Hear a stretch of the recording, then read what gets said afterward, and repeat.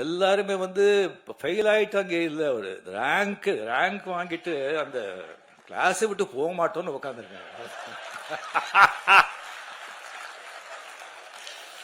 கலைஞரோட வந்து தம்பி சின்ன வயசுல இருந்தெல்லாம் பார்த்து இதுக்கு இருக்கிறவங்க வந்து அவங்களெல்லாம் சமாளிக்கிறது சாதாரண ஒருத்தர் வேண்டாங்க. துரைமுருகன் சொல்லி ஒருத்தர் இருக்காரு. கலைஞர் கண்ணிலேயே மருளிட்டு ஆட்டினவர் அவரு.